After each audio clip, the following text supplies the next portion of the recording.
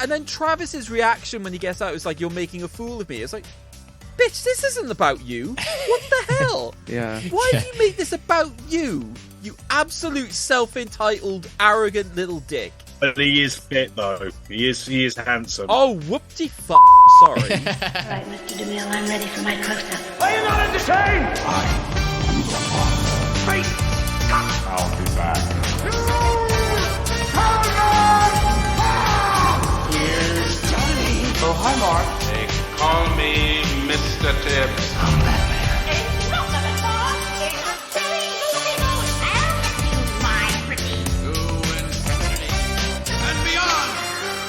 You're only supposed to blow the bloody doors off. Well, good movies. Hello and welcome to Well Good Movies, the podcast that asks which movies are well worth watching and which deserve to be remembered for all time. I'm your host, David Osger, and over in VHS Corner is my co-host, Craig McDonald. Hello. Howdy. Very much in the theme of this film, Craig. Look, I'm just going by what you told me to do, so... Yeah, wasn't instructed at all. Yeah, it was. We are joined by two very special guests, fresh off of their win from our recent Centenary Endgame Special, sometimes known as Potter and Klein, but also known as Potter X Klein, back in the habit. It is Paul Klein and Aaron Potter. Hello, guys. Howdy. Dang nabbit. What was that? Hello, how you doing?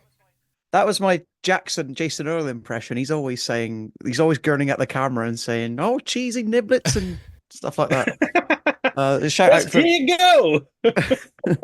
Come on, let's get. And the links to this week or what I just introduced was just random, or? Yeah, well, he says it a lot in the. I'm sure we'll dig into this more in the episode. But I am a son of Hannah Montana, the Disney Channel TV series. That was my sort of era, my teenage era. So and yeah, he like him and it's not Billy Ray, it's Robbie Ray, isn't it? His name. They're always saying like really country phrases in the series from my recall. I'm glad we've got some expertise in this subject. I mean, how much older than Aaron am I? Because like for me, my Hannah Montana was Lizzie McGuire. My Hannah Montana movie was Lizzie McGuire movie. And Lizzie McGuire movie is legit AF. We're getting ahead of ourselves, but I'm questioning the crime-solving duo here. If you don't even know your partner's age, what's going on here? Anyway, I'm too old for this shit. We are teasing the conversation that we will be having soon. So, Craig, can you please catch us up on last time's episode and what we'll be discussing and how we came to talk about it? So in the last episode, after we discussed the classic film of Recess School's Out, we played the Endgame All Growing Up, where our guests had to guess the release years of various coming-of-age stories. In the end, our winner was Charlie, and she decided to go with her film selection, which was to stay on the Disney Channel and visit Hannah Montana the movie. Shocker, I know, for anyone listening to the first part of this podcast. So, here's a synopsis of the film. So, when Miley Stewart, aka pop star Hannah Montana, gets too caught up in the superstar celebrity lifestyle, her dad decides it's time for a total change of scenery. But sweet niblets, Miley must trade in all the glitz and glamour of Hollywood for some old blue jeans on the family farm in Tennessee, and question if she can be both Miley Stewart and Hannah Montana. So just to go through the crew, this was directed by Peter Chelsom, best known for... Written by Dan Berenson, original writers of Barry O'Brien, Michael Porres, and Rich Correll.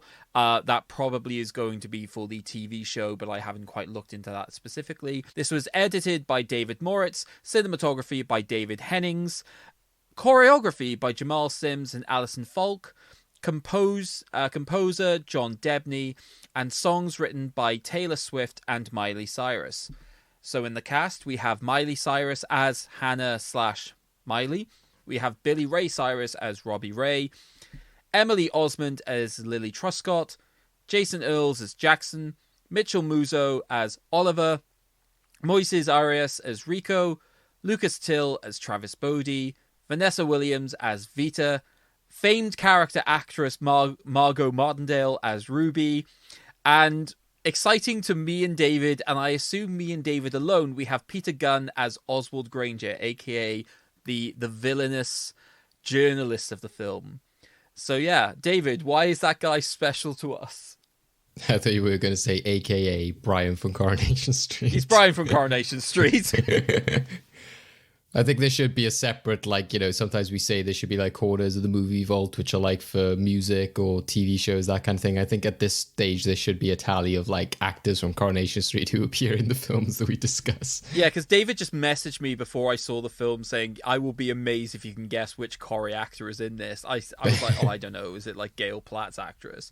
And then like 2 minutes into the film, he appears. And I'm just like, oh my God, it's Brian. That actually gave me a little squeal of joy when I was like, hey, it's that guy, Coronation Street. And you forgot to mention Barry Bostwick is in it from Rocky Horror Picture Show. He's playing the bad real estate developer. Oh, we got all sorts of links here then.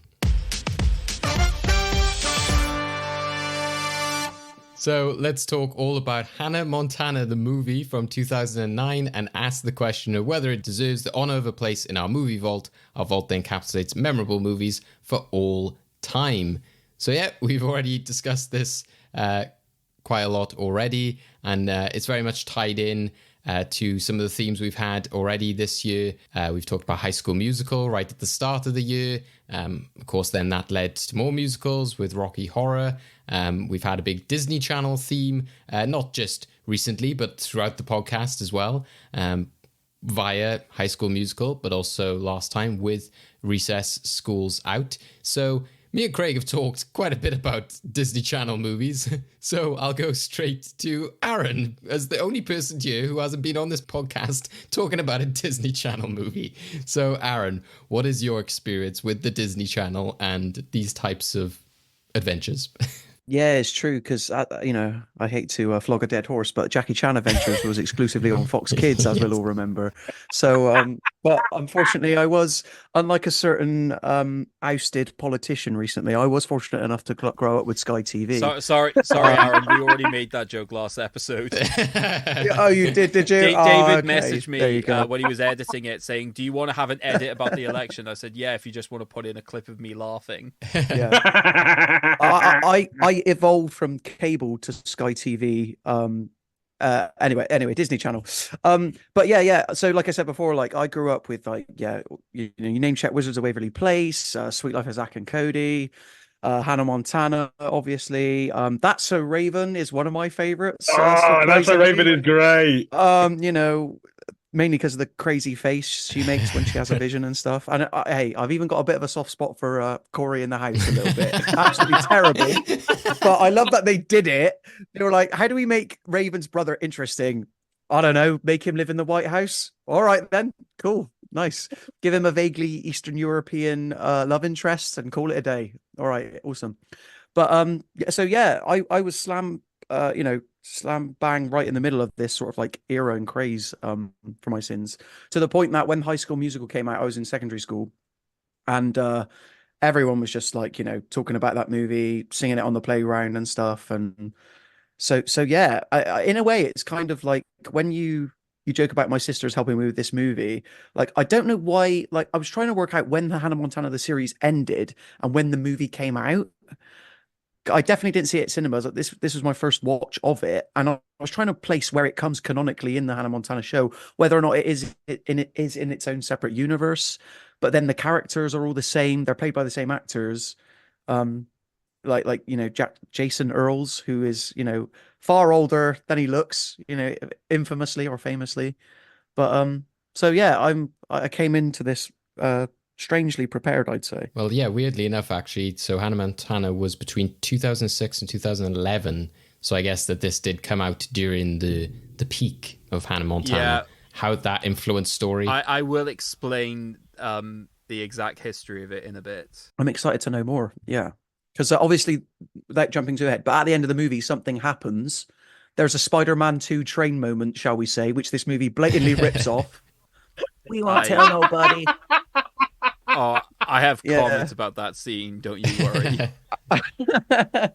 So like this must be, it's like how there's like, is it the SpongeBob movie is canonically the final ever episode of SpongeBob because like SpongeBob learns how to drive or something and he doesn't in the series or something. I'm not too familiar with SpongeBob, but that's what my girlfriend tells me. So I'm wondering like, even though if this came in between, like if this is canonically meant to be at the end, but we'll find out later on. I would have loved it if you would just use that moment to be like, I know about SpongeBob. As we've established, I grew up as a Disney kid. I'm not watching Nickelodeon. Hey, Ned's Declassified School Survival Guide. Come on. Or as we've established, Jackie Chan, Jackie Chan Adventures, which was also not on Nickelodeon. So, I had them all. I did. I was spoiled. I hate to say it, guys. My knowledge of Hannah Montana until about 2 hours ago was that it stars Smiley Virus, and and the main song was "Best of Both Worlds," and that was because it was on Now That's What I Call Disney. Which you owned and purchased, did you, Paul? Oh, interesting. Okay. I do. I did own it. But also, clang to what I always mention. When I worked in a cinema, as I always mention, they, for some reason, put on Now That's What I Call Disney. And one awful day with a hangover when I was on the box office, I must have heard that and the Unbirthday song about 1,700 times. And I nearly put my face through a glass window because I was like, I cannot hear Hannah Montana or the Unbirthday song ever again. I never want to. And then the film opened with it, and I was like, oh, this is going to be a tough watch. So my memory of Hannah Montana is that song and watching it literally before I came onto this podcast because I'd never seen it before. Fair. Yeah, and I think that's what is interesting with this one, especially coming from Recess, Schools Out, in which that was something which was a big part of my childhood. And I think that, some of the shows we mentioned there, like That's So Raven, that was, one that I remember quite fondly. And I remember a lot of like the early Disney Channel ones, like Smart Guy and stuff like that. But I think, similar to, like you said, a disgraced Prime Minister, once we left Sky, like I did have it, but then we stepped away from Sky. We weren't using it enough. I guess I saw like lost touch with all of those sort of like shows. I didn't watch things like The Sweet Life and Hannah Montana and all those kind of things. So this film was my first real experience of the franchise. I know things about it. I know like how the whole double life thing was a big part of it, and obviously that this was a big catalyst for Miley Cyrus, etc. But apart from that, I've never really experienced it all that much. Craig, what about yourself? Well, not to beat a dead horse, but I obviously said in the last episode that I didn't have Sky as a kid, so I didn't have access to any of the Disney. And I'm not going to repeat a joke that I made last episode, B, a joke that two of you have stolen this episode. But yeah, so I obviously didn't get involved in this. However, obviously, given my musical background, I was obviously going to come across a lot of the songs. Best of Both Worlds was inescapable. The Climb, I have distinct memories of my first proper time listening to it in full, being when I went to watch a friend of mine performing in an amateur dramatics panto of Aladdin, and there's a scene where Aladdin has to climb the beanstalk to get the princess back, and before this sounds legit British panto, and before going up the beanstalk, they sang The Climb. So I was like, okay, I like the song perfectly fine. Also, people will know that I'm sort of low-key obsessed with Hoedown Throwdown, considering that I used it in one of our most recent recent end games. It was the beginning of the year when it was the game with the songs with dance instructions in them. Obviously, I had to include Hoedown Throwdown. Yeah, it's a fantastic scene, which is odd considering that it's the first example of many in this film of just musicians not knowing what song is about to be played because no one's ever heard it before, and yet knowing the music perfectly. There's a scene by a tree that I want to talk about. That really. Oh, the old Back to the Future thing where he's like, "Yeah, just try to keep up," and it's like, okay, I perfectly know Johnny Be Good now. Yeah, I whisper something in 5 seconds, and suddenly the whole band knows every part melody. For the G riff and try to keep up. Okay. It's also when she's singing The Climb for the first time. Obviously, you can see the conductor perfectly doing it. It's like, dude, you've been given nothing. She printed out the sheet music. When you said, Aaron, like the song by the tree, I thought you meant by, it was performed by a tree. I was like, did I watch a different film? Oh, Did yeah. a tree perform? The song by the David, tree. for Who could God's ever sake, man. forget that? But Oh, Grandmother Willow, I don't think Disney it's because we just had crossovers. the election, and I was reminded of that clip of when David Cameron looked like he was talking to a tree, and that came up the other day. I was like, I don't know why he's But- talking to a tree. But yeah, Topical. anyway, to finish my relationship with Hannah Montana, that's the extent of it. So this is also my first viewing of the film. I've never seen an episode. I may have seen like a compilation of something, and some Hannah Montana clips have maybe come up there, but I've not actually ever seen an episode.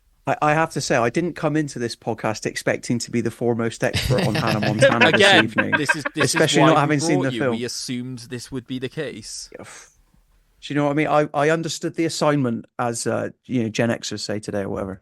But yeah, you guys are missing out on a character that is done dirty in this movie called Rico, and that is the only way of pronouncing his name. But yeah, he plays a That's a the big thing. role in There the were so many series. things in here which I was like, I don't think I'm understanding this reference or why it's funny. But Was Rico the kid who blew up the cake? Yeah, he sticks his head out, like he hears half a mile away that they're ready for the cake, and then he suddenly sticks his head out and goes, "But I'm not ready." Yeah. And- yeah.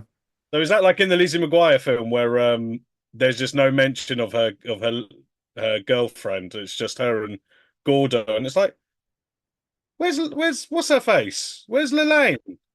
You had a whole other friend that I was invested in. Why ain't she in this? you can't Well, remember. I was the name actually of- Where's what's her face? I'll look it up. Whatever it was it was something Is rubbish. it like- They meant that Is it much like to you. Miranda or something, or was that a different character? Yes. Miranda! Why is Yeah. Miranda not in Rome? Why is it just you and Gordo? Yeah. Come on, man. Hey, I was there when Sabrina the Teenage Witch was in Rome. Sorry. Craig. There's another character that, from my research for later, gets cut, and I'm genuinely astounded as to why. Well, speaking of best friend characters, Oliver is briefly in this movie. He's the one that interacts with Moises Aris's Rico, and he is like such a big part of this series alongside Lily. But I know that actor Mitchell Musso has had some like troubles, shall we say, involving him getting dropped from certain shows and stuff. You So I was can't fly everyone to Tennessee. well. Hey, he did a day on set, I guess. Well, he went to Santa Monica Pier. How he lived bad? his How life, so- bad is it when you said like he's been involved in troubles? I thought the IRA. He's been involved in no trouble. Thought you were asking me how bad it was. Then are we talking RIA levels, Aaron? I think it is.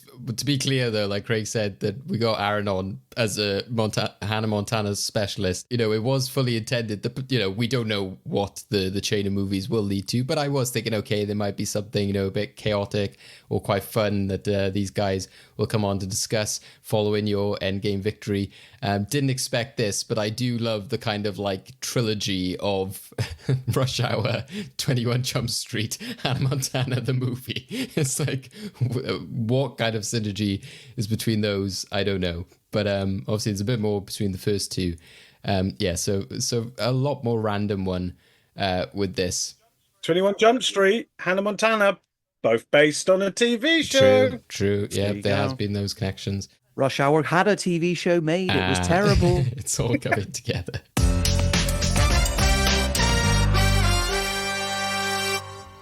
To me, this actually looked like a film. Because from what I'm guessing, is Hannah Montana a bit of a sitcom? Because a lot of those Disney Channel shows are basically like sitcoms where it's like 3 sets. Yeah. And obviously to go from that, I'm basing this purely on the fact that I'd seen things like, like Sweet Life of Zack and Cody. It's like, all right, you've got 4 sets. You've got the lobby, the room, the kitchen, and outdoors. And so this one, I was a bit like, okay, is it going from like a sitcom where it's like 3 sets and a studio audience to an actual movie?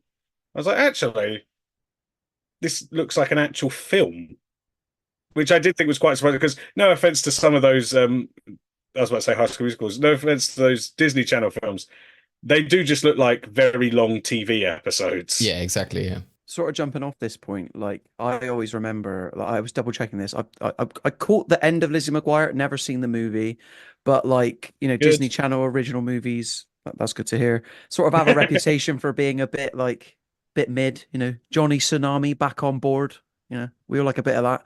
But this when this came out in 2000, finding out this came out in 2009, and to read it was only the second to make the jump, I was like, hang on a minute. I was there for High School Musical 1 and 2, and how big a deal it was that 3 came out in the cinema. Like, but that's when you know that shit got real, was when 3 made the jump to cinema. It's like, this is like, almost an honor, like you've made it kind of thing. So Hannah Montana the movie, I mean, we'll get into it, but I think this is such a bad film. It doesn't hold a candle to the TV show. I was bored watching it the entire goddamn time. It does not need to be an hour and 40 minutes, I'll say. And I would strongly advise anybody watch the TV show over this movie in a heartbeat. But having said that, it does, to Paul's point, it does look like a film. Obviously, it's framed that way, it's shot that way. And I don't think you'd be able to get the likes of Vanessa Williams or maybe even Jan from The Office had it not been given the sort of like big budget treatment. But I think it says, it's just kind of like a point about like how big Hannah Montana fever was at that point. There's no way you'd put 30 million into this movie and not come out making a profit. So, why waste it on the small screen? Aaron, I'm so glad you're here. I thought I was going to be fighting, no pun intended, but an uphill battle with this one. Also, I'm glad they're here to say that something feels and looks like a film, because I know now it's not just me that, Craig will, criticize for that. They were on Aaron the episode where you made that comment, so what's the point? I was going to say, that's where we coined the, it yes, looks like yeah, a film. exactly. We're bringing it back. Can I say, David, I was watching a parody thing the other day where like they were doing like actors on a talk show, and they were doing I like this project because it feels like a movie. And I'm just like, I should send this to David so he understands how stupid that point of view is. This is where the partnership breaks up, because I quite like the film. Maybe because I've never seen the show. Don't get me wrong, right? When it started, I was like, this is going to be a very long hour and 40 minutes. You know, when they're on the golf cart and they're like, ah! And she's like, go faster, and she's like, it's a golf cart. Yes. And then she like slams through the poster, and it's a poster picture of Hannah Montana over Miley's face, and then she like screams. I was like, oh, this is going to be a very long hour and 40 minutes. And you weren't wrong, were you? No, it was. And it was very long. Then even the bit at Lily's birthday, I was like, oh my God, this is... And the bit with Tyra Banks, I was like, this is... Oh my God. Then they go to Tennessee or wherever, and I was like, I'm actually into this now. I'm quite enjoying this. Mainly because a lot of country music got played, and I don't really like Miley Cyrus auto-tune pop music. I like country music, so when they're all just like, I'm so happy I got this, let's do it again. I was like, I quite like this. I quite like Billy Ray Cyrus music, actually. Oh, I quite like hoedowns as well. This is quite fun. And then I was kind of into it. I was like, I actually quite care if she's going to get with this geezer. What's going to happen with the fundraiser? Is this horrible real estate mogul going to do it? What's this journalist up to? I was like, how could she go on a date and have a lobster dinner at the same time? You'd love the TV show. Miley, you can't be in 2 places at once.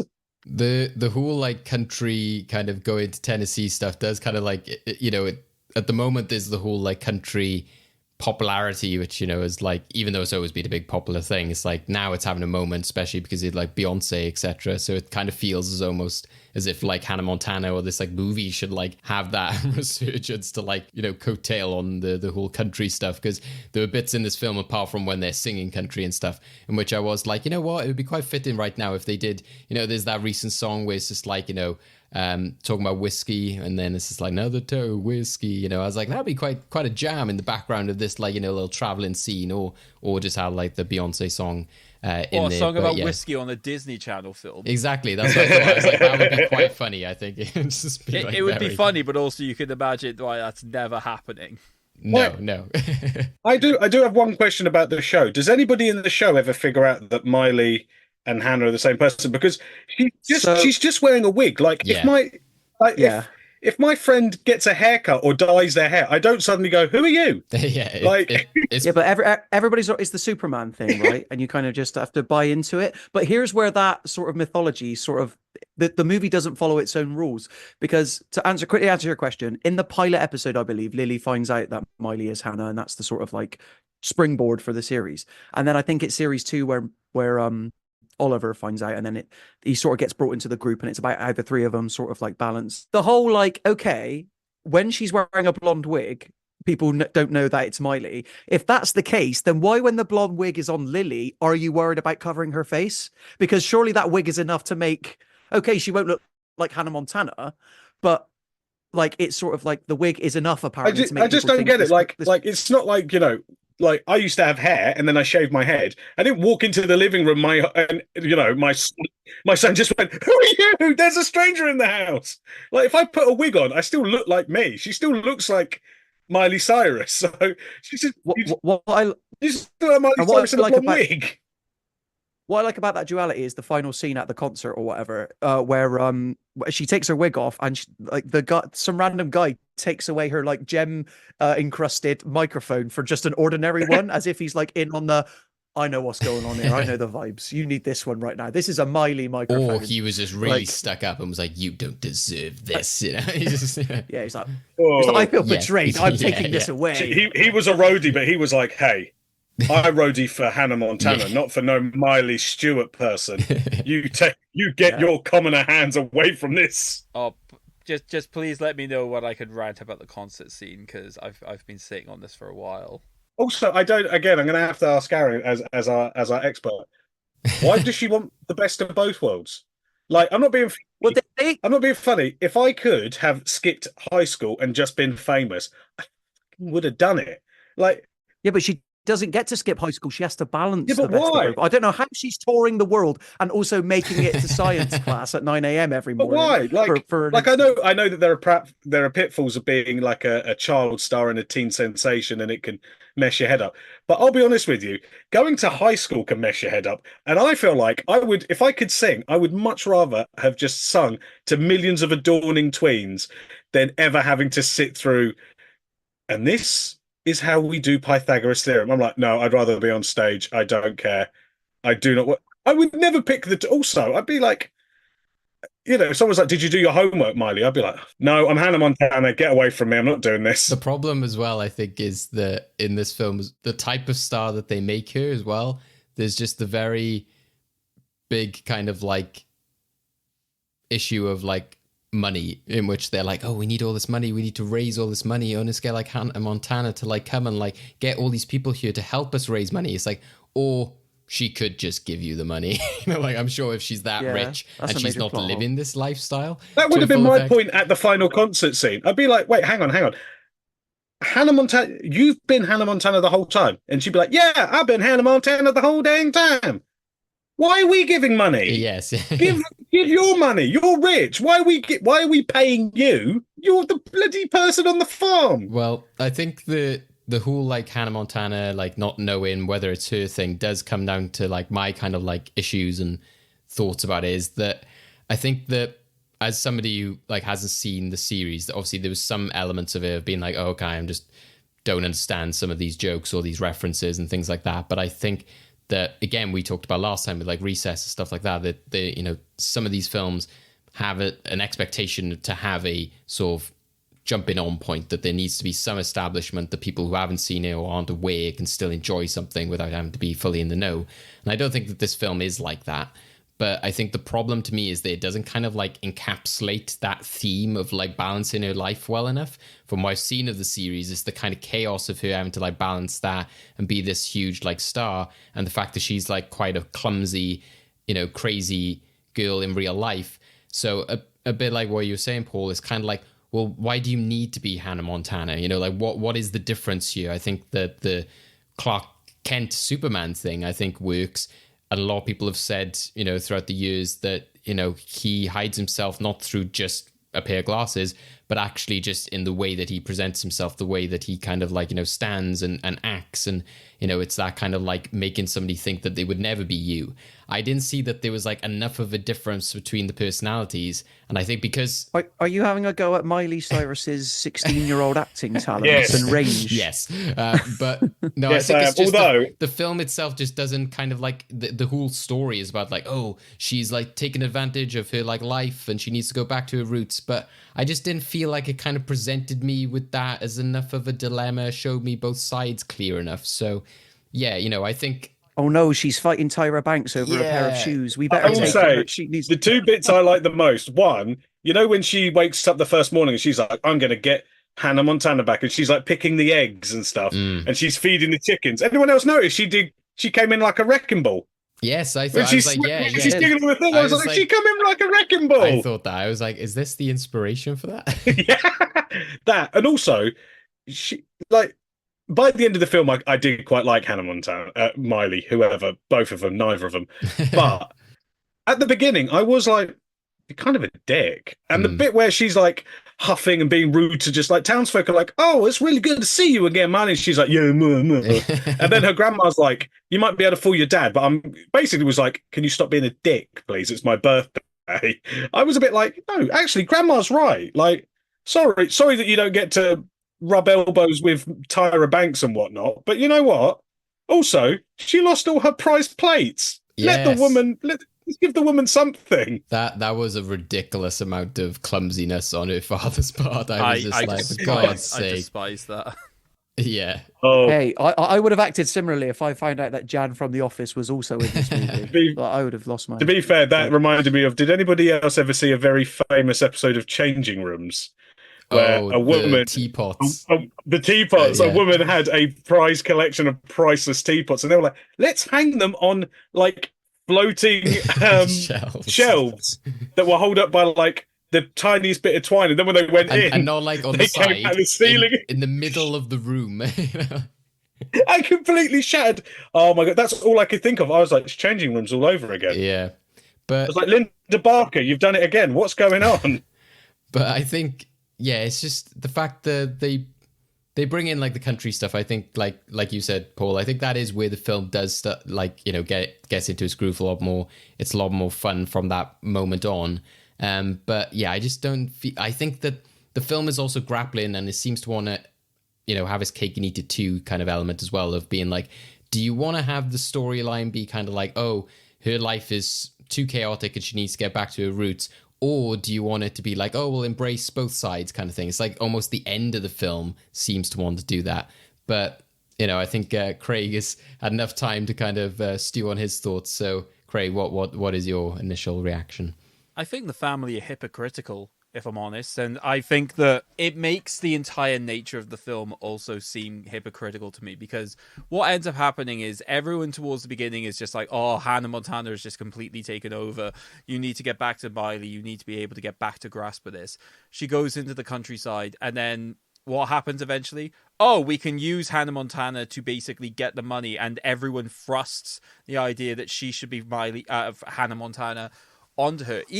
And this is where the concert scene really pissed me off, because she obviously has like this really heartfelt moment where she sort of breaks down. It's like, I can't do this. I can't be both of them anymore. I have to be Miley. I have to be true to myself. Sings an entire song basically from her perspective, and how she needs to basically, live by essentially her standards and everything that she's learned about. And what's the crowd's reaction?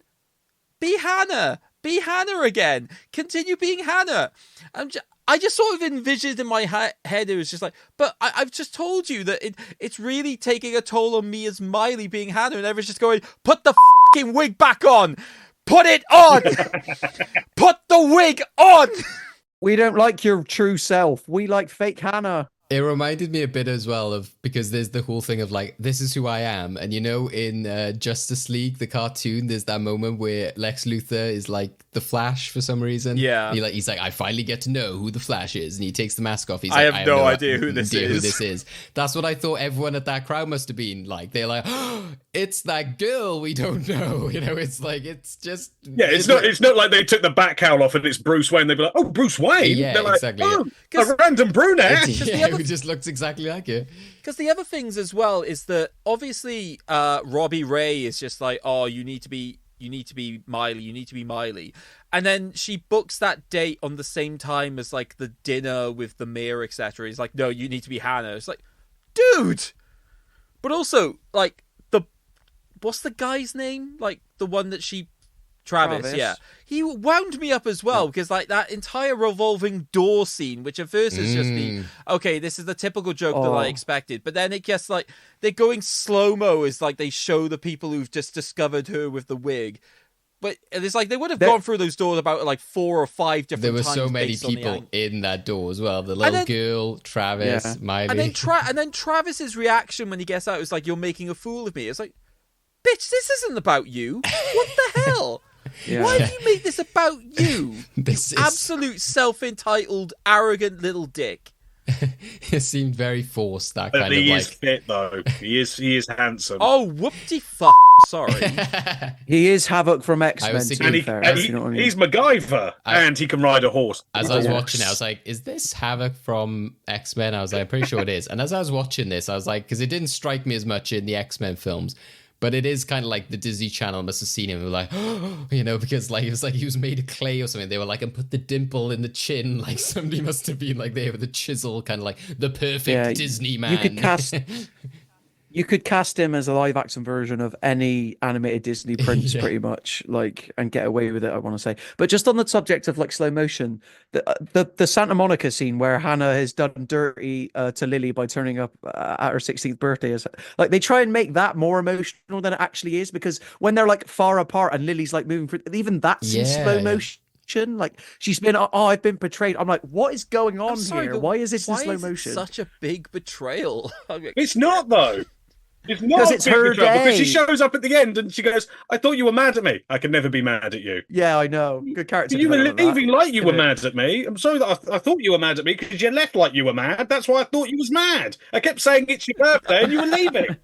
I thought you was mad. It's confusing because it's again like, what is the story you want to tell? Because there, it kind of like, if you watch like other films, they could have easily gone down that route of being like, oh my God, my best friend is also this famous person. And look how amazing it is that I've, you know, like, what am I thinking of here? Like, you know, TV shows and stuff in which they're like, they've shown up as this character. I don't know, like when somebody's a superhero or something like that, like Spider-Man or whatever, has shown up to somebody's birthday. Think of the end of Shazam.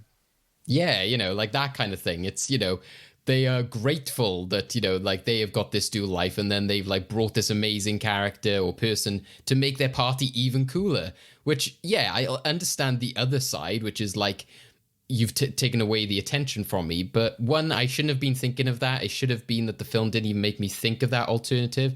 And also, it's just, it didn't vibe with the character. She seems quite a more reserved girl anyway. So why does she care all that much if she's taking attention from her? Also, you know, and again, it's just swept under the rug later on anyway. So you're just like, oh, what's the point? I was far more interested in Robbie Ray and Lorelai's budding relationship than I was in anything else. I was like, well, no, actually. Also because he was like, she's the foreman of the farm. Oh my God, I couldn't think a woman could do that with a car. But look at her in the overalls. This is 2009. I didn't expect that. I did love their makeup scene because obviously they have the bit. I agree. I think that their breakup and his sort of like, look, I'm just going to have secrets and you're just going to have to leave. And then just at the concert, he just sees her and they just start making out. It's like, oh, cool, you've got no resolution. So I was going to ask you this because like maybe I was on my phone. Maybe who's to say? You're the expert, Aaron. You're the Hannah Montana expert. What's happening here? But the bit when she takes her wig off, what is the inspiration for her taking her wig off? Because as far as I can tell, it's she looks at her dad, she looks at Jan from The Office, and they're like obviously multiple people apart. Oh no! And I think she's obviously thinking that bit I actually liked because she's singing the song, and everyone's loving it. And then what's his face shows up, Travis. Yeah. And obviously, when he found out she's Hannah and Miley, he's like, "You've made a fool of me." And then she looks at how sad her dad looks and how sad Lorelai looks, and she's basically seeing that there's no path where Hannah and Miley can live in harmony without people. But that is the impetus for her to take the wig off. Yeah, she looks at her sad dad and she looks at the fact that her dad, who's been single since her mum died, and has finally had this shot at someone that he clearly really liked, and has given up that moment, you know, that potential relationship for this secret that isn't even his. That she goes, I can't keep watching people get hurt because of also because of the thing with Lily at the beginning. All the problems are that she can't balance Hannah and Miley. I cannot believe I'm getting this philosophical about Hannah fucking Tanner. But she Charlie's can't. The either gonna be dichotomy. loving this or like losing her These mind. things cannot coexist. There will always be a problem with the fame and the real person. So she basically says, I would rather not be Hannah Montana. I'd rather be Miley Stewart Cyrus, whoever. And then my dad can get his leg over and I can have a boyfriend and my best friend can have a birthday party. And this And my best friend can also have a cowboy that randomly shows up in the crowd. Everybody gets what they want. Best bit. But- That's the best bit is when Lily first sees Travis out the window and she's like, I got to get me a cowboy. But then the fact that she "What's says a like, no, cowboy?" he's taken, as if there's no other You've cowboys been in available. Texas all of 5 seconds. All right, maybe we don't jump the first farm boy we see. Simmer down. Oh, he does look dishy though. Oh, but he then is that's a the gorgeous perfect lad. example. That's the perfect example of the movie having its cake and eating it, because like, and it is so convenient that like there are no news cameras around. They can actually get for away what's with the meant to fact be that this a lie is major being upheld. fundraiser to save an area. No Yeah. media attention apart from that one Well, there- journalist who's been running around. The one bloke from Corrie. And also, do we want to talk about how the lengths? Like, you know, I think all of us in various capacities here work in journalism. I've never tailed a subject, an interviewee, you know, across state lines for a story. He's paparazzi. He's not. He's one of them. He's gutter journalism. He's a British isn't he? journalist. Also, his bits were in a different film. British director of the music video as well, by the way. I was like, oh, of course the music director's British, but anyway. I felt like that whole scene because I was enjoying all the stuff about her getting back to her roots. You gotta get your hands dirty. You gotta go to the farm. You gotta fall in love with a dishy cowboy. You gotta go to the farmer's market with your grandma and have a go at Barry Bostwick. I was loving that. And then every so often, this weird little subplot of this bloody Mr. Bean character going, I'm going to get It's so weird. I'm going to oh no, like the bit where he's like he eats the chili or whatever. He's like, "Oh, this is lovely." Yeah, and then he eats the really hot one. He's like, "Oh," and then he drinks the dog water. And then she puts the walnuts. And he's like, he's proper like it's a cartoon, like running on the spot. When he like falls like, down the hill, that could have been that like hot rod scene where he just kept that falling down. That bit where they send him to the rundown house and he puts his foot through the plank and the plank bonks him on the nose. Yeah. And it's like, come on, man! Like. That's when you're like, oh yes, this is a Disney Channel original movie. We are in an episode of Recess now where people are getting bonked on their head and running on the spot. That stuff I didn't like. Whereas all the stuff, you know, where she's like the bit where she sings with Billy Ray Cyrus, you know, where she sings that song. And he knows all the words, he knows the melody. Yeah. Though I will give it to them, I assume no one knows their kid like their dad. The context I think there was though, which I don't know, this was more of a pro towards the song maybe, is that I think she was saying about like a bedtime story. So I think he knew the lyrics because it was the bedtime story about the caterpillar. it was what the grandmother said to her like as she was coming in at one point, right? So he definitely did know. Oh, the caterpillar thing. Yeah. So I think that's a story. So like she's using that in the lyrics, which I was like, that's quite nice. A nice sweet song. So she plagiarized the lyrics to her song then. So her heart song was a rip off anyway. The thing is, I didn't realize until about halfway through that Grandma was Miley's mum's mum. Yeah, I was thinking that. Because the fact that Bobby Ray's like, it's Grandma's birthday. You can't miss Grandma's birthday. How dare you be not going to Grandma's? I'm a bit like, wait, that's just your ex-mother-in-law. Why do you care so much? Well, like it wasn't ex-mother-in-law. I think ex is a bit harsh. Yeah. Like she died, they didn't split up. Fair enough. But I was also like, as far as mother-in-laws go, like, you know, I love the fact that she's like, there's a fit woman over there. You should go say hi to that. Yeah, because that's what I was thinking. Yeah, setting her up. Forget about my daughter. At her birthday party, she's like, look at that gorgeous woman over there. You should go introduce yourself. Be rude not to introduce yourself. And then later on, it's like, should go talk to the foreman on the farm, knowing full well it's the gorgeous woman he likes. If she was his mother, that would make a lot more sense. But then when you realize that that's like the mother's mother, you're like, oh, okay, strange. She's like proper on it for everyone to hook up. She's like, you should go talk to that handsome cowboy. Yeah, but at least they established that as a character trait of hers. Like I am going to defend the film. They do say like she has a habit of doing this, trying to set. No, she does. It's just really funny that it's not like if it was her son, I'd get it. But the fact that it's like, Barbara Ray, you're going to go over to that gorgeous woman. You're going to say hello. I mean, you got to introduce yourself.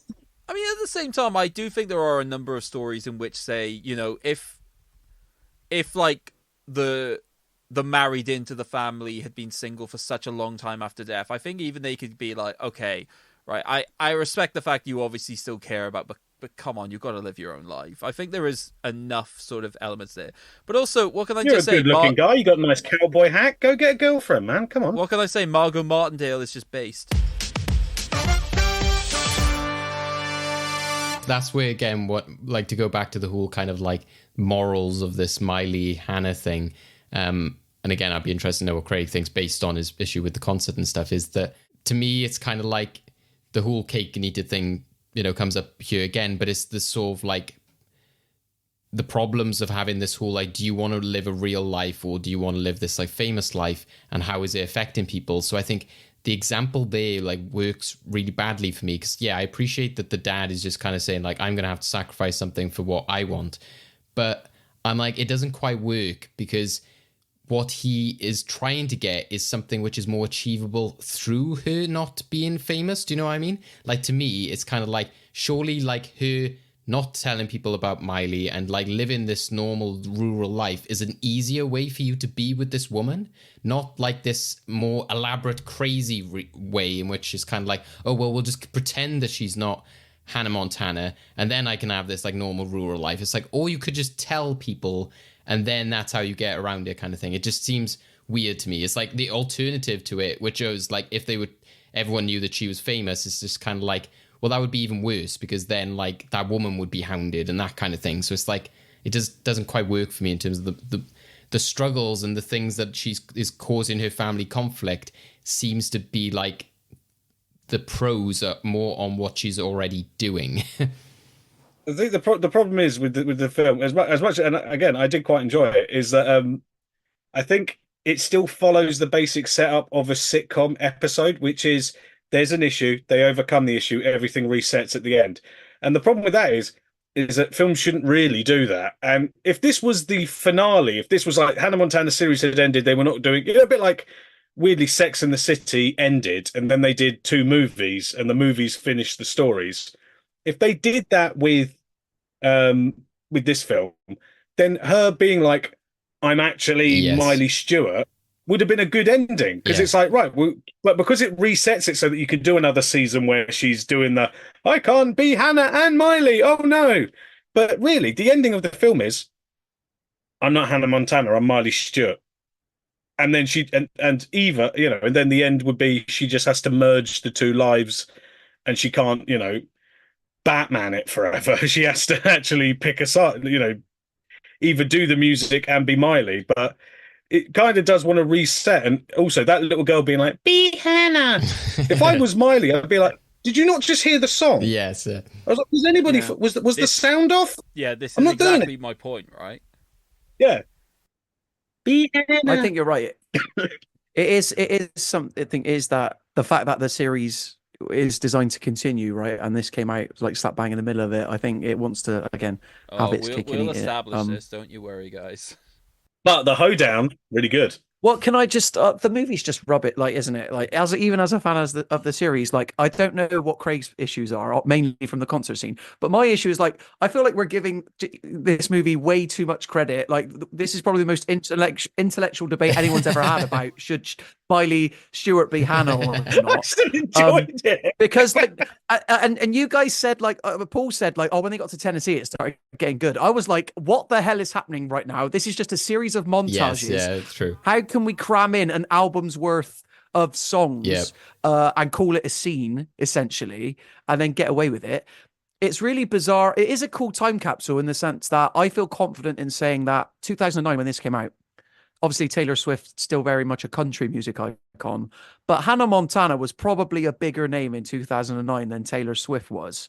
Like, her biggest song was probably Love Story, right? And it was like, a big hit. But like, Hannah Montana had way more bangers than Taylor Swift. I miss country Taylor. I miss her so much. I don't like pop. Teardrops on My Guitar. Oh, I liked it when she was like, "Hi y'all, I'm Taylor Swift. Let's go do a song with my guitar." I miss her. Where'd she go? Yeah, now she's on a plane. Where did she go? Get off your plane. Little do we know, 20 boyfriends later, who'd she become? It was ridiculous. Get off your plane and go back to your roots like Hannah Montana did. It was ridiculous how many montages there were, and especially at like the beginning where there was this kind of like, you need to remember who you are, and then like Lucas is sort of making a Travis or whatever his name is making an issue about it. Havoc. And MacGyver. yeah, the fact he's making an issue of it. And then she's like, I'm trying to do this song and, I'm not quite getting it right. And then he's like, come up here and sing and everything like that. And you're like, oh, she's going to do this like really touching kind of like country song. And everyone's going to be like, oh my God, she's a great singer. And then she's like, I'm going to do some hip hop for you. And I'm like, again, how do people not know that she's Hannah Montana? They picked up that dance in record time. I'll be honest with you. They picked up how to do that dance proper quick. It's a great jam. It's a great moment. It's a great song, but it's just very unbelievable. Can I just say, when she said, I'm gonna add a bit of hip hop to this, I thought it was just gonna be a couple of people just going like, but then they all sort of like, yeah, that sounds great. I'm like, what are you doing, guys? Yeah. Granted, the end result was fun. The concept was terrible. What I thought was going to happen, which I think would have been a more interesting route, is that she does put a bit of hip hop in it, and they're all like, yeah, what the F was that? That's awful. And that's when she's like, maybe I need to get more country, get back with my roots. Because they're all like, this is a hoedown, not a hip hop jamboree. What's going on here? I was so confused because, like, going into this film, I knew obviously we've all heard The Climb, and it is a banger. And I'm glad this movie exists because we got that song out of it, I guess. But it was really confusing for me when she starts off writing that song with terrible lyrics. Then she goes to this butterfly song, and then the song she sings at the end is The Climb. I'm like, well, how many songs about finding yourself written in a melancholic tone can one movie like handle? We're talking and about for me, it was just like music, right? Like that's pretty much his MO. Yeah, but not every country music is like "Need You Tonight" by Lady Antebellum. It's more like upbeat and like hoedown, throwdown, like you guys are saying. Do you know what you get if you play a country song backwards? The story of a man who gets a car, a dog, and a wife. I think Bo Burnham single-handedly skewered every country song known to man with his stand-up special. But, anyway. My biggest takeaway from the film was, at the end where they're all doing the hoedown in the end credits. Yeah. Margot Martindale and Barry Bostwick are bloody good at that dance for two people that are pushing the older end of the spectrum. They were very, very good at it.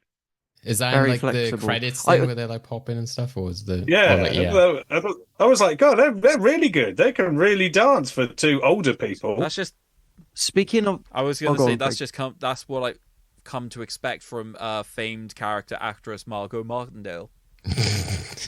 You can do anything. You keep saying this. But speaking of the Barry Bostwick character, which Paul seems to be obsessed with, He was in the Rocky Horror Picture Show, one of my favourite films. Okay, that's fair enough. I have to say, as soon as I saw that miniature of a mole, I was like, "Here we go." Oh yeah. Oh, there's a baddie, Illumin. Oh yeah, this is a baddie. We're gonna have to stop this development. And I guess the movie technically is about that, but it's not like Arnold the movie all over again. Or is it Electric Boogaloo? Like something to Electric Boogaloo like that? Yeah, that's the plot of that film as well, right? Like hilariously, it's such a cliche. So at least of all the cliches in this movie, it managed to point out we don't actually know by the end if they do have enough money to save this place. Yeah. We needed Walter from the Muppet movie. I like to think that they still didn't, and he bulldozed that site the next day. We need a Tex Richman in there from the Muppet film, and then Walter being like, "There's oil under here, see? There's oil." What a baller move to come into the barn during their charity fundraiser event and say, like, "How much have you raised? I'll double it. I'm still gonna bulldoze it." Oh, he was such a baddie. Absolute asshole. The only way you're gonna win is if the Beatles come. Only one problem. Oh, that was a bit dark, I thought, actually. I was like, what? I loved it. I thought he was also, I did think towards the end what I thought would happen is that he'd be like, I've been won over by the music of Hannah Montana. I'm not gonna develop this, and then he'd get with the grandma. Because everyone else was hooking up. Why can't grandma hook I guess up? Again, she was setting everybody else exactly. Let grandma get it. The journalist was running around. There was the evil British journalist, which then he was just like, "You're a terrible person," blah, blah, blah, on the phone. I was like, I don't think we've seen her be that an awful a person. The editor of the magazine literally phoning it in. Yeah. But also, like, I was really confused at the end when his like children turned up, because I was like, were they not just watching the climb? Like, where did they come from? How have they not seen anything that's just happened? That's the credit I will give this is, like we said earlier about like the fact that I didn't buy into the whole duality of the characters. Bad on Miley Cyrus. I will say that I think she had some really nice moments with, like, when the mum was brought up with the necklace. I thought that was quite emotional. I thought like the whole set in at the fairground at the end was quite nice, just to like, it did hammer home that theme that Paul was talking about. Like, why was she thinking then that I need to tell people who I am? Well, I think that kind of scene helped that. The fact she's on this little stage with a little wheel that some man was actually turning in the background. I think that helped. You know, another film where, you know what's another film where a character needs to find out who they are? Jackie Chan's Who Am I? Jackie Chan's Who Am I? Yep. where he has the fight in the clogs. Yes. I've just literally looked this up. I wasn't familiar with the work of Peter Gunn, at least as much as you two. But of his daughters, one of the young daughters is Nancy from Stranger Things, apparently. Yeah. Didn't even know. Didn't even realize. Stuck in Hogwarts, apparently, all the way through the film until the end. Yeah. The movie literally forgets about that British journalist for like 45 minutes. Yeah. I swear. I was like, when's this coming back? He pops up with a phone. Like earlier in the film, he had like a proper Nikon, like long range lens camera. I assume that broke when he fell out the tree. True. But then it's just funny as well how he's like, I've taken a picture of her putting a wig back on. This is going to prove like everything. Also, it's like, surely. What? Oh, and he calls her like assistant a cow when she sits on the camera at the beginning, and I was like, flipping hell, this is 2009, isn't it? You couldn't call a woman a cow in a Disney Channel show. Yeah, cow. I love Vanessa Williams. I think that she is everything she did. Plays Vanessa Williams. She just shows up and she's like, what sort of film is this? And they're like, oh, it's quite a serious drama. Okay, I'm going to be really camp. She's always in like a Ugly Betty Desperate Housewives thing, regardless of what it is. She's always like cranked up to 100. I love it. I mean, I just appreciate the fact that they got Tyra Banks and they were just like, could you be as evil as you are in person, please? Yeah. Just be really petty about like some shoes. Yeah. But are you willing to fight a 16-year-old girl? Great, fantastic. Off you go. Yeah. I will say that I did find it funny when she appeared suddenly with the lobster bib on. Yeah, and she's like, I'm having lobster. I was like, that was funny. Like, it was her performance did sell that, I will say. All of this getting changed to attend two things at once was done much better in the Amanda Bynes vehicle, She's the Man. Or Mrs. Doubtfire. That scene just wants to be Mrs. Doubtfire. Or the Hannah Montana TV series, in which that happens literally every single episode. Arrow's going to be like, episode 34, season 5. Also, I quite like the fact that when they're like, do you know this person? Yeah, it's Hannah Montana. I don't live under a rock. It's like, but you do not realize that the woman 30 feet from you is Hannah Montana, but with brown hair. Like, she looks exactly... She's not putting a fake nose on. She's not... she's not like wearing a fat suit. She's not Big Mama's housing it. She's just wearing a blonde wig, guys. She looks exactly the same. I think she looks like Hannah Montana, but a brunette. Paul, I think it's an interesting feminist take on the idea that brunette women are often seen as more plain, more unattractive to blonde women, and that societies with its masculine male gaze often sees as the blonde as more striking. So therefore, I think people would think that Miley and Hannah look different. Just saying. Aaron is really like, wow, we have really like deep dived into the psychology of this. Craig, you mentioned... But not if you're Travis, because he's got no time for Hannah Montana and all the time for Miley. No, he's got all the time for himself. He thought that he was being fooled. Craig, you mentioned yesterday in our chat before this, so I'm just wondering, is that just purely the concert scene? Because I was worried when I remembered that Taylor was in this film, and I was like, when I revisited through some of the scenes, and I was like, it's just as well that she didn't do the kind of Ed Sheeran, like, mentor, I'm like a big movie star, pop star kind of moment, because that could have led to another Yesterday moment. But no, it's purely on the basis of I just don't like films where someone is pressured to go down one path, and then when they actually start walking that path, they're pressured to go down another one, right? I just think that that's just manufacturing drama for the sake of drama, and it's actually just quite manipulative and just quite harmful, right? I just don't like it when people say, like, you have to be Miley, be Miley. No, be Hannah now. Be Hannah. Like, that's why the end... You won't tell no one. Yeah, the end concert just really did piss me off because... She's just a kid. No older than my son. If you want to get to Hannah Montana, you have to go through us. In the same way that... Them carrying her through the crowd, that would have been amazing. I mean, ironically, she started the film being carried for a crowd. True. But yeah, like, Carry me over there, crowd of people. Yes, yeah, Carry yeah. me to my friend. It just felt like her like plea basically before and after the climb was just ignored, and then she just come.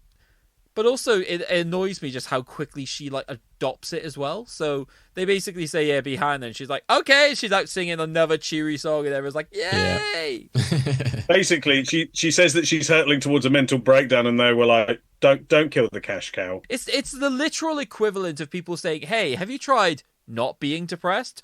Oh my god, you're right. I feel so much better now. And it's also just like you became Hannah because you love music, and it seems again like a conflict that then she like discovers her love of music more through like writing and going somewhere like quite natural and linked to home, to then be like, yeah, you're right, I'll just go back to this like fun jazzy stuff, which is fine. But just tell me, is that her jam? Does she like the fun, crazy, silly songs, or does she kind of like the more like intimate, poetic stuff? It's just kind of confusing. The better version of this story, and it involves Miley Cyrus, is the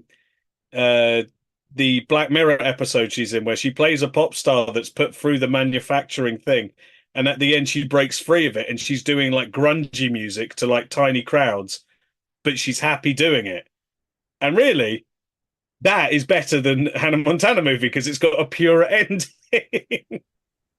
It's the Charlie Simpson arc. He started off in pop band, manufactured, busted, left for Fight Star, and then went back to busted. Anyway, cool story, bro. It was because the eyebrows wanted to do something more artistic, and he had to go. The eyebrows had a dispute, and they had to go their separate ways. The Simon and Garfunkel of facial hair, and they were like, "Well, I want to do something else now." These are two guys who've grown up with SMTV Live. your humor has been influenced by that.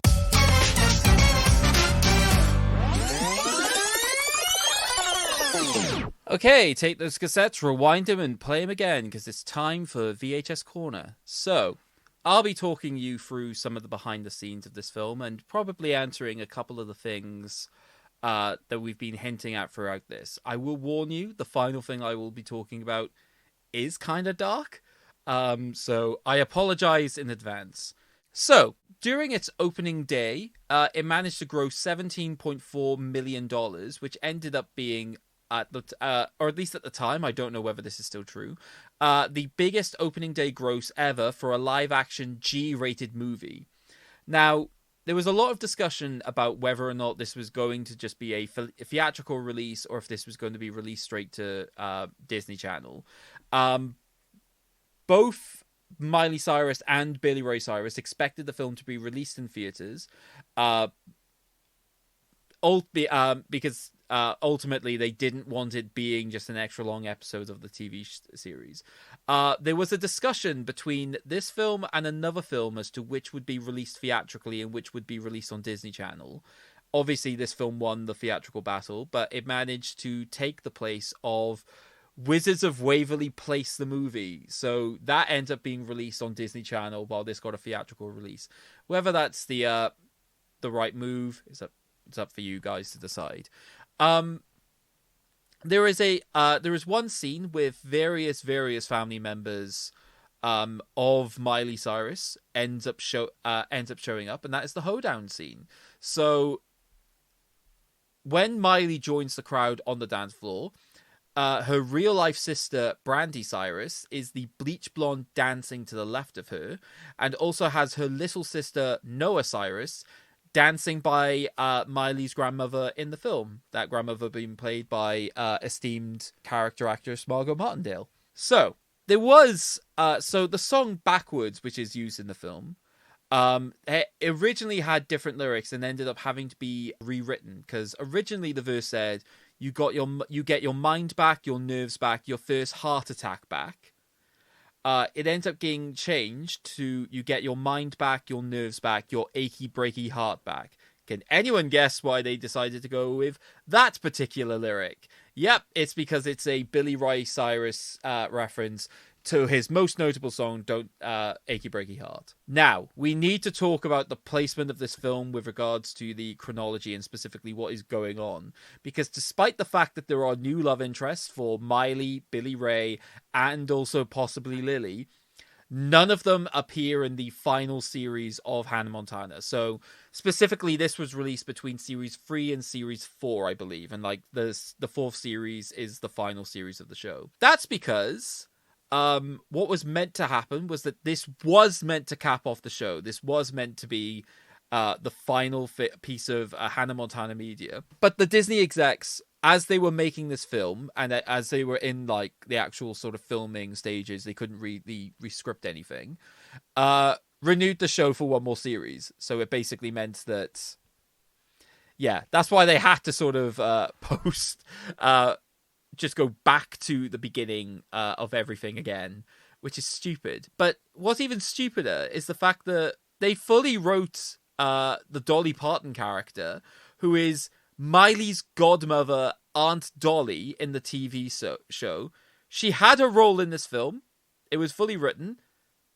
But after the script was finished, they just eliminated her role. No rhyme, no reason. They just got rid of it. For as far as I know, it could be like a finance thing. They didn't have enough money to meet like Dolly Parton's budget. It could have just been like a scheduling thing. I don't know, but just they got rid of the role. And now we get on to the sad part of the trivia. So we've commented a little bit about the amount of pratfalls and physical comedy, but unfortunately, something like this did happen during the filming as well. So one day on set, Miley Cyrus had just finished shooting a scene next to that Ferris wheel in the concert when high winds blew a piece of lighting equipment onto the Ferris wheel itself, injuring several extras. So yeah, it's not great. But yeah, that's everything I was able to get for Hannah Montana the movie. So is there anything from there that you guys are interested in, want to pick apart a little bit more, or just enjoyed listening to? I hope those extras got a good and significant payday for their sacrifice on Hannah Montana. I genuinely thought you were going to make some pun there. I was going to be like, that's kind of dark, is it not, buddy? I was worried it was going to go more south there. I thought it was going to be like, a small child, was like crushed by a Ferris wheel or something. I was like, well, by the sounds of it, it sounded like they got electrocuted, right? God. But nobody passed away as far as we're aware? No, I mean, everyone's going to die eventually, but I don't think anyone died during this. Yeah, okay. I mean, I'm sure a few people died listening to The Climb in what I guarantee was no less than 15 takes that she had to perform that song. Oh, I will say as well, the kind of like, the whole like Saturday morning, breakfast TV kind of like I'm miming along is not very good in this film. I never bought that she was singing any of those songs. I feel like they should have found a way for her to sing live when she sings with Billy Ray Cyrus when they're singing that song. That should have been a live thing because it goes from like fairly naturalistic thing where they're like, yeah, I know how you feel. I'm going to sing this song. And then it's like proper auto tune. You're like, oh, it's kind of taking me out of the scene now, guys, because it just sounds like every other song you've done. Daft Punk. It's another classic kind of like, why does this feel off? Why is this not right? And then like, again, we get to the trivia part and it's like, right, okay, yeah, it's 2009 and Billy Ray Cyrus still has a soul patch. The studio was meddling, the Dolly Parton thing. I looked at like I think it was like a 30 million budget, which I was kind of like, okay, that makes sense because I think it did, I did think it looked decent at times, but I also thought that it didn't look like it excelled to full movie budget like some of the other kind of like Disney live action stuff had. But the fact that they made 130 million from that is pretty decent. But you could have made 230 million if you had Dolly in there, so I think that was a mistake. From what I understand, like the farm they've shot on is actually owned by the Cyrus family as well. Wouldn't be surprised. I believe that's true. So like they probably saved like a lot of money just doing that. The old Cyrus farm. I mean, especially considering that Billy Ray Cyrus is a producer of the show and the movie, right? I just want to know how much money was spent on that egg door. Like, she like painted that thing and looked really rustic, but then it was like, where did she get the egg door from on the chicken coop? That's not going to be that expensive. All the money was taken up with the hair products that makes Lucas Till's hair look so luscious.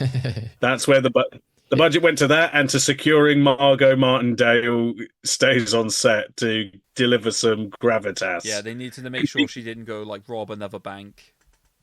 She 100%, like everyone else was like, oh, this is just a fluffy little kids film. And she's like, no, I'm going to act though. And they're like, no, you don't need to act. Just be silly. And she's like, no, I'm going to bring some gravitas to this film. I'm gonna make it feel legit, actually. And everyone's like, let's be silly. I do just want to check, David. Do you know why I've been referring to her as like famed character actress Margot Martindale or esteemed character actress? Yeah, I was wondering whether we're building to something in the Endgame or something. No. This is I'm assuming Paul and Aaron know. Yeah, BoJack Horseman. Right? Yeah, it's a BoJack Horseman reference. Okay. She's a recurring character in that show, and she is always as herself. Yeah, she's literally esteemed character actress Margot Martindale. I assumed it was something like that, but we can change that. I was just laughing at your dedication to the bit, so yeah, fair play. Like I say, I love the girl. I love as well how she like goes up to the van at the end. She's like, "Grandma coming through," and they're like, "Oh yes, of course." I'm like, "Well, doesn't this also give away her identity and stuff?" But whatever. So yeah, lots of interesting facts there. Anyway, about Hannah Montana the movie. We now go to our final part, which is the movie vault. So this, for anyone who's new to the podcast, we like to think of it as a time capsule of memorable movies for someone to dig up in the future. So should today's film, Hannah Montana, the movie from 2009, gain the honor of a place in our movie vault and be remembered for all time, I'm going to go to Aaron first because I think I know the answer to this question. Absolutely not. Next, please. I'll go to Craig next. No, High School Musical is just better than this film in every conceivable way. That is the tricky thing when we've talked about so many Disney Channel movies as well. You've got High School Musical already there. You got Recess from last time. Paul, what do you think? You were probably on the most favorable of this film out of everyone.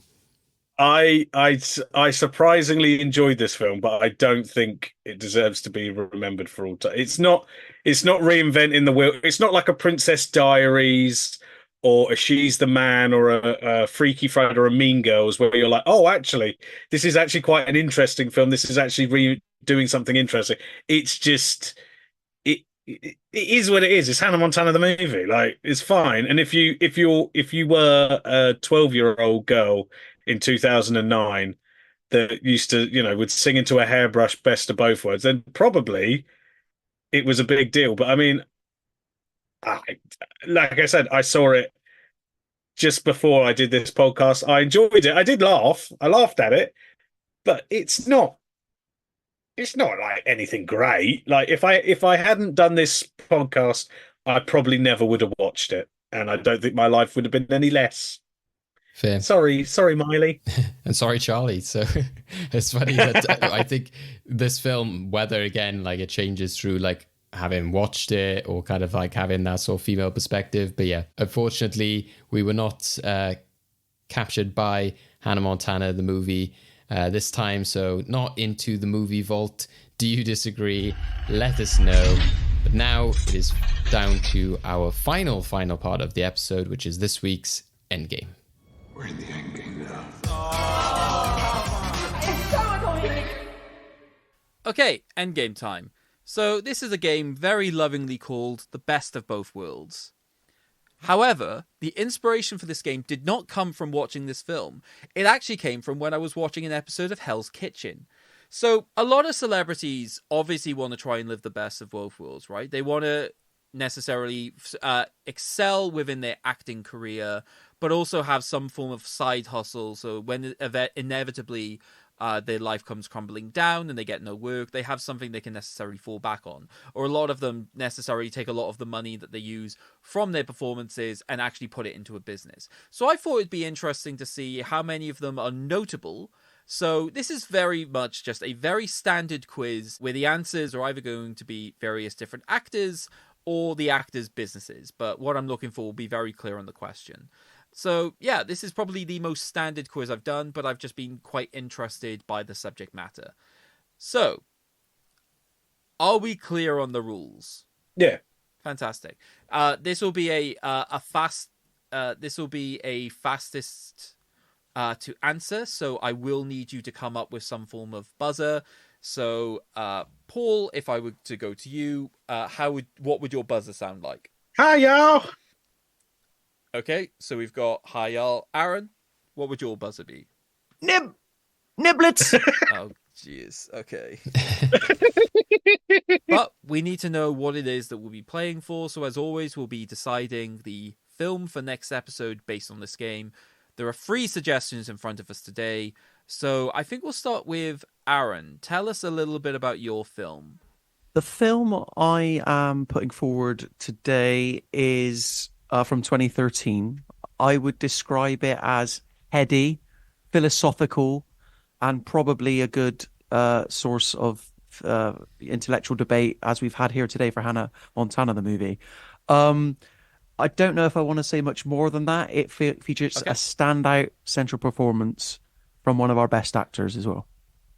Okay, fantastic. So we've got the heady philosophical performance from 2013, did you say? Yes, indeed. Yep. Okay, fantastic.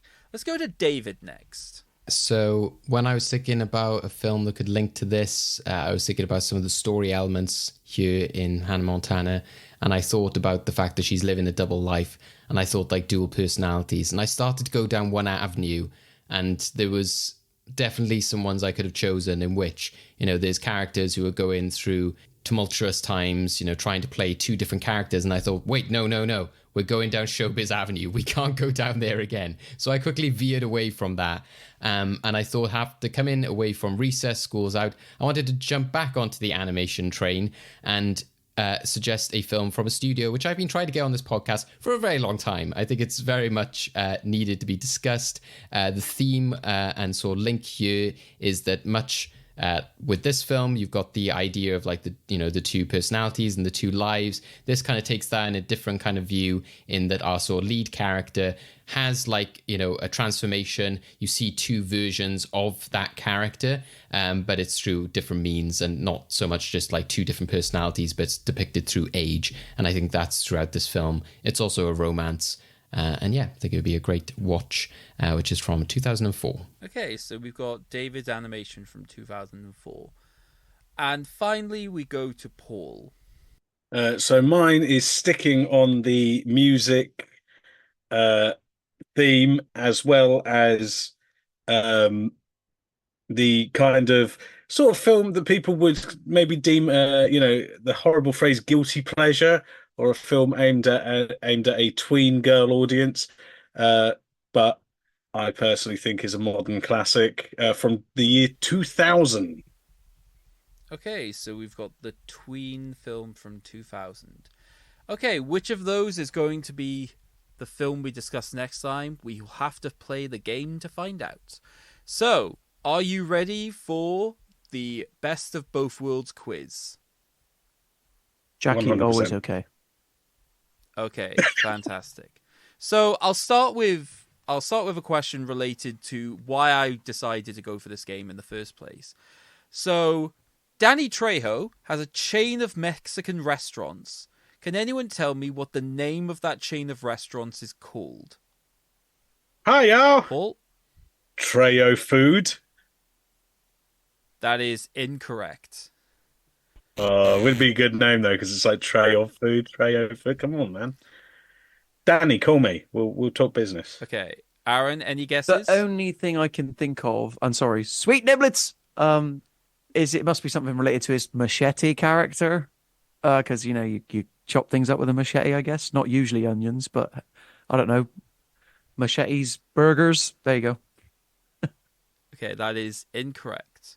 I'll give you guys a hint. So it's alliterative, right? So think of a Mexican food that would work alliterative with one of the 2 names in Danny Trejo. Hi, y'all. Is it like Trejo's tacos? That is the correct answer. Trejo's Tacos. He should have called it Machete Grills. Oh, come on, Danny. Yeah, basically, he has a chain of these restaurants, and they brought him on because they were doing a taco reinventing task, basically. Honestly, one of the worst judges that's ever been on Hell's Kitchen. He was just eating it and be like, pretty good. I'm just like, great.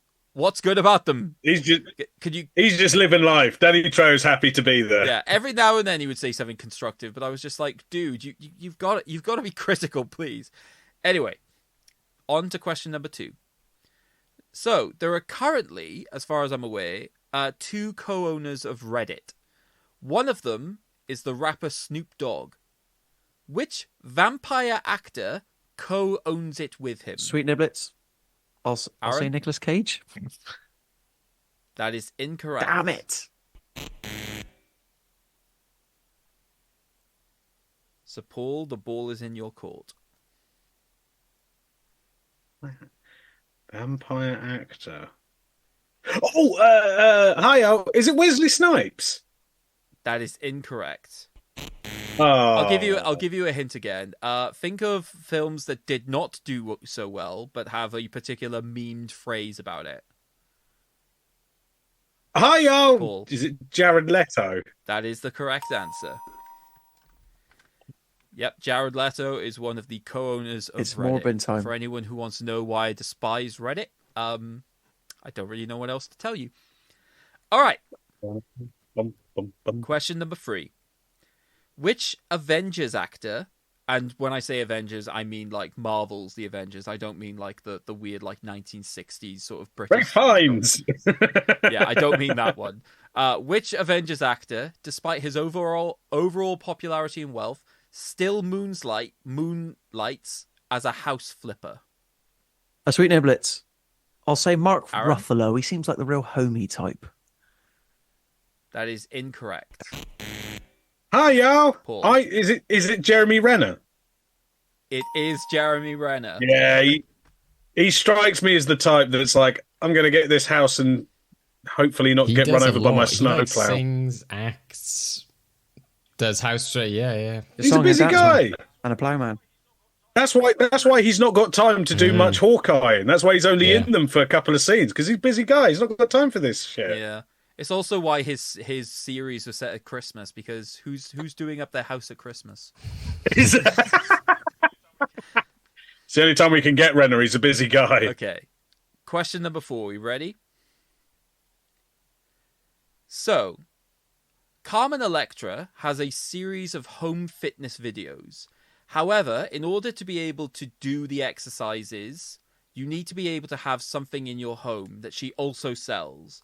What is that thing that she sells? Hi, yo. Paul? Pilates machine. That is incorrect. Sweet Niblets. You can't ask Aaron? for hints in this quiz, can you?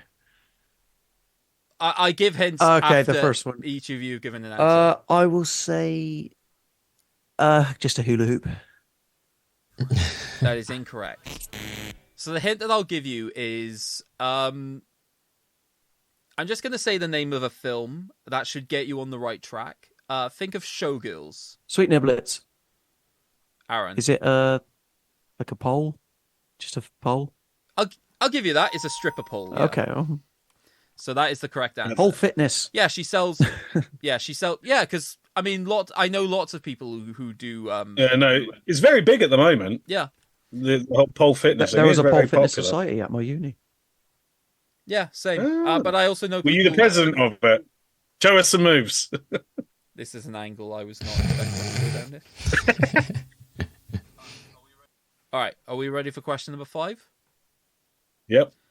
Okay, so this cancelled actor owns a bakery with his wife called Bird, although I imagine he'd prefer an abattoir. Who is the actor? Sweet Niblets. Kevin Aaron. Spacey? That is incorrect. Wife.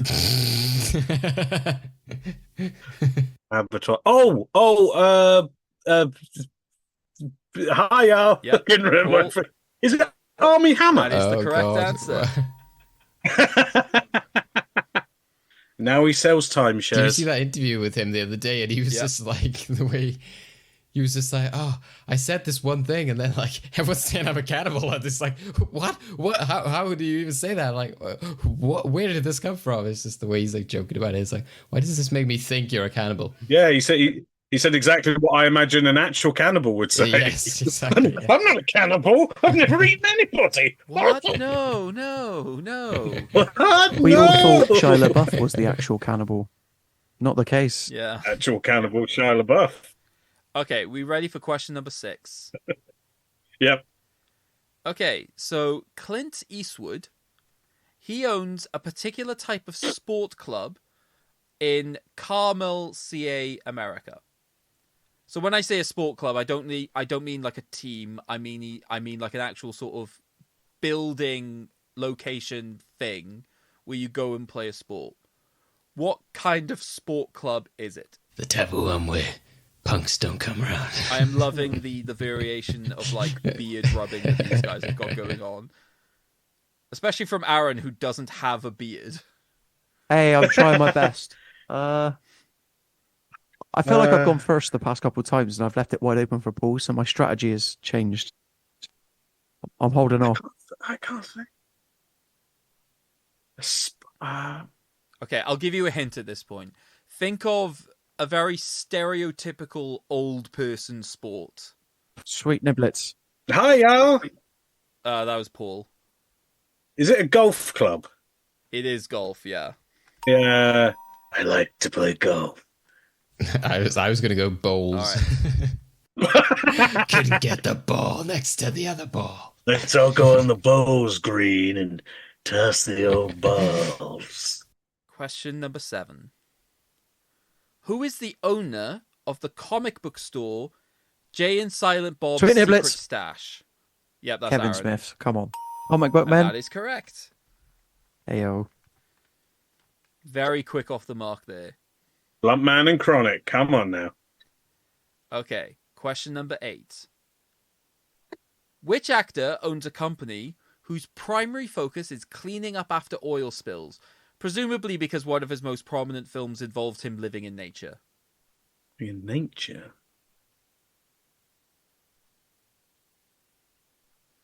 Hi, y'all. Paul? Is it Arnold Schwarzenegger? That is incorrect. I was thinking of that Simpsons episode where there's the oil spill and McBain goes to clean them. Oh, yes, yeah. That's good logic, but it's unfortunately not correct. Aaron, you unmuted. Did you have a guess? Yeah, I was. I don't know why, like, because you said in nature, and I immediately went to George of the Jungle for some reason. But Brendan Fraser is a nice guy, so I'll say Brendan Fraser. I love the logic there, but unfortunately that is incorrect. It's in nature. All right. He wore a Think loincloth of a in fil- nature, Paul. You can't get more. Okay. Yeah. Right. Think of a film that has been said to have essentially the same plot as films like Pocahontas, Avatar, stuff like that. Fern Gully. That sort of Sweet narrative. Niblets. I'm Aaron? going to assume you're referring to Waterworld, and I'll say Kevin Costner. That is correct. Or Dances with Wolves. And he cleans up oil spills okay. in his spare time. Yep, he has a company doing that, yeah. Fair play. That's how, and he can fund that company and he can fund Horizon. This guy's got money. That Yellowstone I imagine that's cash. how he can afford to lose hundreds of millions on his vanity projects, I guess. I don't know. Yeah. All right, we have 2 questions left. Are we ready for question number 9? We 100% are. Okay. What is the name of the website primarily focused on comedy owned by Will Ferrell? It's Sweet Niblets. Is that me? David, I'm going to need a second opinion on this. I think it was Aaron. No, it is him. I didn't even say my thing. Okay, so Aaron, go Is it for it. funny or Die? Yeah. It is indeed Funny I or watched Die. that John C. Reilly and Will Ferrell, what was it, Bing Crosby Christmas song, Funny or Die, every Christmas. It's so funny. Yeah. I like the one where he's getting berated by the baby landlord. Oh, yeah, classic. Where's my money? He's like, you're drunk, get out of here. All right. Our final question then. Justin Timberlake is reported to own over 30 million in stock of which social media platform? Sweet Niblets. That is I Aaron. mean, the obvious answer is Facebook, but I don't know. Are you going with the obvious Yeah, I'll answer? go for it. Yeah. Well, that's incorrect. Damn it. Bear in mind, I don't know when this article that I found this on was dated, so Hi, y'all. MySpace. it is MySpace. Napster. Thank God. Yeah. I was going to say Napster as well. Bebo. It was Bebo. Yeah. God, he loved it. All right, so that means we come to the end of the quiz, and it was a close one, but in the end, Aaron, you had 4. Paul, you are the winner with 6. Oh. So congratulations. This is going to ruin the tour. Say, yeah, is it the world tour? Oh, those... I don't even know where they're from. God bless Justin. No, Justin Timberlake, you're a bad dude, but still it's funny. Yeah. Oh, okay, God, so great. Paul, it means you get to choose what we're discussing next episode. So would you like to go with Aaron's choice, David's choice, or indeed your own choice? As tempting as the other two are, I'm going for my choice. It actually features a casting commonality with Hannah Montana the movie in the casting of one Tyra Banks. Okay. It had an absolute belter of a soundtrack, one of the best movie songs evs, and features the brilliant sight of John Goodman dancing on a bar. I am, of course, talking about the 2000 masterpiece that is Coyote Ugly. Oh, no. If this doesn't end up in the vault, I'm boycotting your show, by the way. No. So, to be clear, I've not seen Coyote Ugly in full. It's just I have bad memories of... Can't Fight the Moonlight? Yeah, Can't Fight the Moonlight. Because it's on the radio every day when I'm at work, and I'm like, can't fight the moonlight in the dark. Yeah. Got Piper Perabo, it's got John Goodman, Maria Bello. We need a Perabo of songs. Where's Piper Perabo? Come on. Yeah, where is the last Piper Perabo last time I saw her songs? was in Looper, and that was 2012. She was in the third Has Fallen movie. What is it? Angel Has Fallen. But she replaced she replaced Radha Mitchell, but then I was like, Piper Perabo, come on now. I remember her drowning in The Prestige. Coyote Ugly is a masterpiece. If it doesn't end up in the vault, I'm boycotting this show. I'm going to be livid. It's great. John Goodman dances on a bar, guys. He dances on a bar. It's amazing. So, David, where can we actually see Coyote Ugly? Usually on ITV2. It's on there every week. Yes, every Thursday night at 10 o'clock.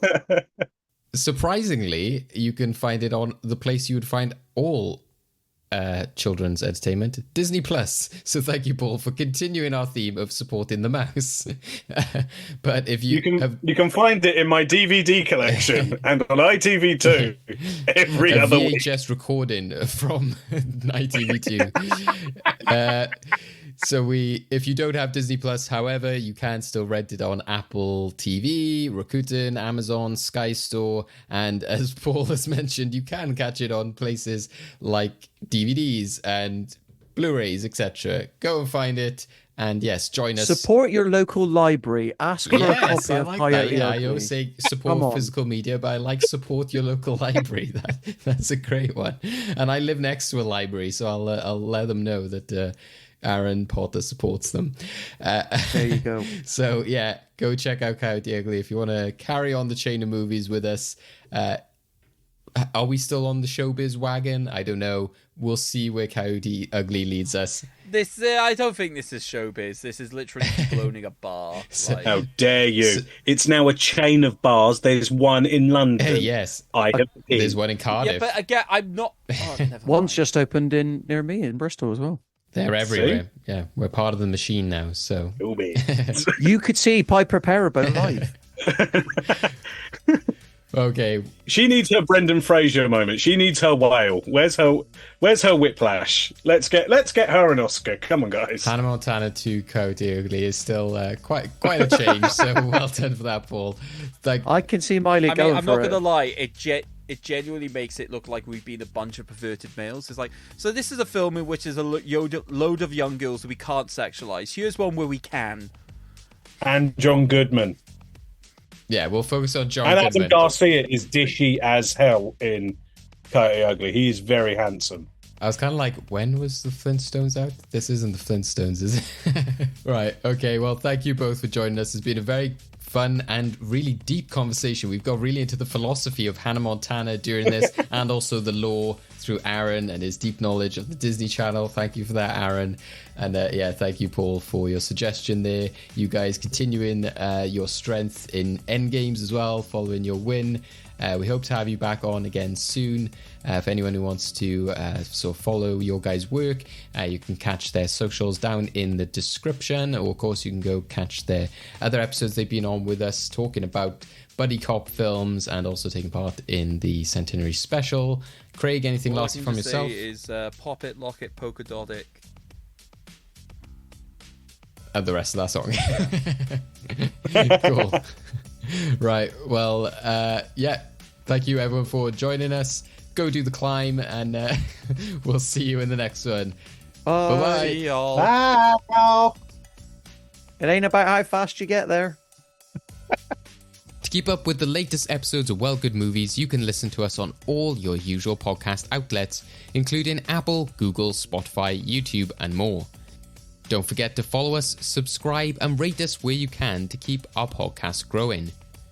You can follow us on Twitter, Facebook, and Instagram at Well Good Movies to keep up with the latest news and highlights from all our episodes, as well as tell us what movies you want to be discussed in the future. So what are you waiting for? Go check out the film we'll be discussing in next time's episode.